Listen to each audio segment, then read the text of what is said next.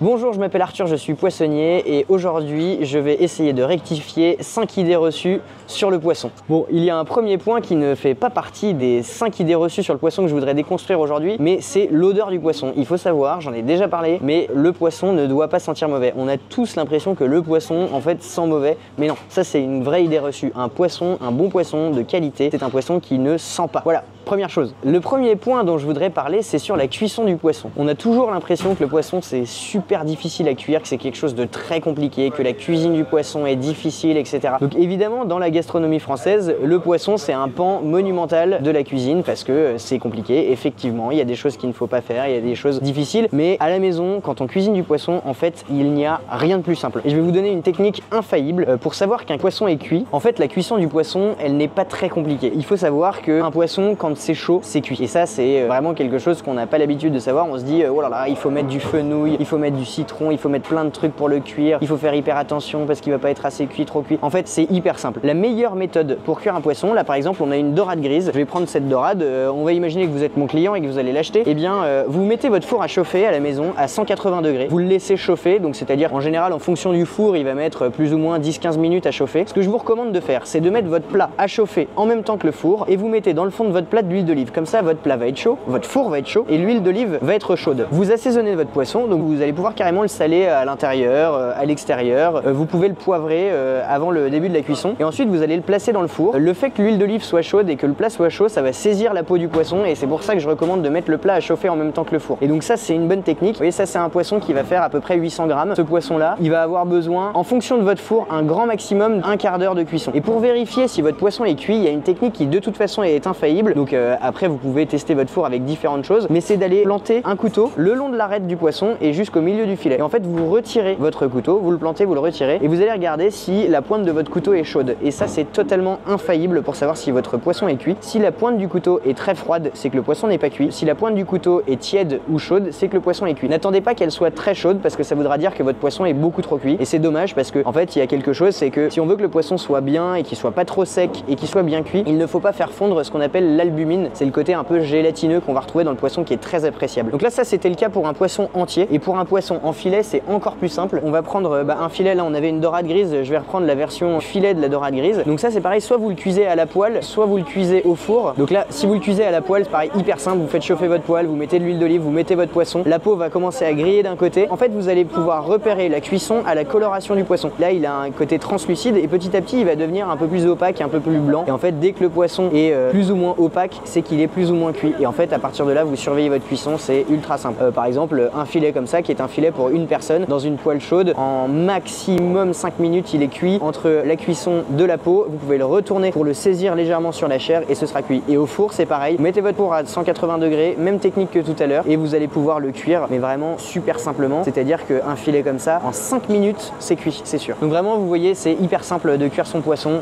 Il faut juste planter son couteau dans un poisson entier, soit vérifier la coloration de la chair, et ça, c'est infaillible. Il y a une idée reçue sur le poisson, c'est que pour être sûr que le poisson est frais et qu'il soit bon quand on le mange cru, il faut le manger très froid. Mais ça, je trouve ça extrêmement dommage. En fait, c'est un peu une idée reçue. Notamment, on l'a vu quand Louis nous a emmenés au Japon et qu'on a pu découvrir beaucoup de savoir-faire de chefs japonais et notamment le chef chez qui on a dégusté des poissons à Ginza. Nous, on collabore avec beaucoup de chefs aussi, donc on a le temps d'échanger sur la consommation du poisson cru et les meilleures méthodes, etc. Et en fait, un poisson cru, quand vous le consommez, c'est mieux de le laisser remonter à température. Généralement, quand vous allez dans un sushi, ils vont vraiment laisser remonter à température le poisson. Ça va permettre au gras de ne plus être figé, du coup d'être beaucoup plus onctueux et avoir une texture beaucoup plus agréable. Et pareil, les saveurs vont être beaucoup plus appréciables si le poisson est à température et pas trop froid. Donc en fait, le mieux, ce serait de manger son poisson à température. C'est vraiment quelque chose qui est plus appréciable. Donc vraiment, la température du poisson va jouer sur sa texture et sur son goût. En fait, ça va libérer des arômes. Quand vous mangez quelque chose de très froid qui sort du frigo, en général, les arômes sont pas toujours très bons. Et c'est pareil pour le fromage. Souvent, on dit que le fromage,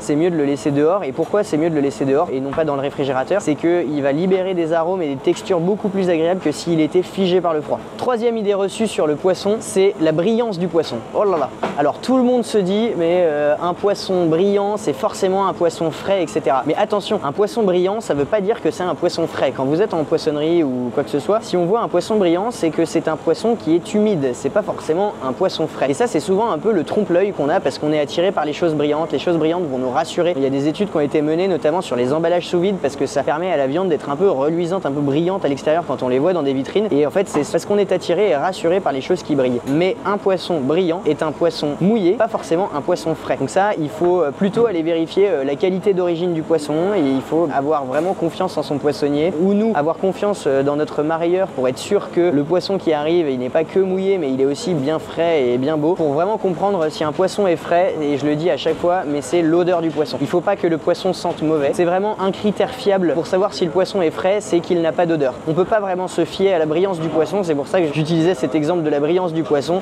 Et d'ailleurs nous c'est pas du tout un critère que le poisson soit brillant parce qu'en fait nous nos poissons sont plus ternes, ils sont plus secs parce qu'on les conserve sans humidité. Et pourtant c'est un poisson qui n'a aucune odeur, qui est ferme et qui est joli et du coup on sait que le poisson est de très bonne qualité. Quatrième idée reçue sur le poisson qui va certainement provoquer des bugs système dans certaines générations de gens qui nous écoutent, mais qu'est-ce qu'un poisson frais et est-ce qu'un poisson frais est meilleur? Tout le monde a toujours tendance à dire ouais de toute façon le poisson frais c'est ce qu'il y a de meilleur, faut que le poisson soit hyper frais. Mais qu'est-ce que ça veut dire frais? Est-ce qu'on applique ça à la viande? Est-ce qu'on se dit ouais c'est une viande fraîche? Bah non, parce qu'en fait une viande fraîche c'est pas une bonne viande. Et du coup ça pose vraiment la question de savoir quelle est la qualité d'origine du poisson. On a placé nos curseurs de qualité à des endroits qui sont peut-être pas forcément les bons. Alors, en tout cas nous c'est comme ça qu'on le pense. Qu'est-ce que ça veut dire un poisson frais? Bah pour nous en fait un poisson de qualité c'est pas un poisson frais, c'est un poisson qui a été bien pêché, donc qui a été bien traité à bord, qui a été pas trop brusqué, pas trop abîmé ou même qui n'a pas été trop stressé et qui ensuite a été bien conservé, a été éviscéré rapidement et a été nettoyé et conservé dans des bonnes conditions. Et ça va donner un poisson de bonne qualité qui va avoir bon goût, bonne texture, pas de mauvaise odeur et qui va pas pourrir. Il y a un truc qui est un peu particulier, c'est que avec la viande en général on va attendre sa maturation, on va attendre le fait qu'elle évolue, alors qu'avec le poisson on va plutôt essayer de gérer un pourrissement. Et là vous trouvez pas qu'il y a un truc qui cloche un petit peu, c'est que on n'a peut-être pas forcément mis les critères de qualité, les critères de goût aux bons endroits. En fait la fraîcheur du poisson, qu'est-ce que ça veut dire? Et nous ce qu'on considère c'est qu'un poisson qui va attendre un petit peu, qui va perdre un peu d'humidité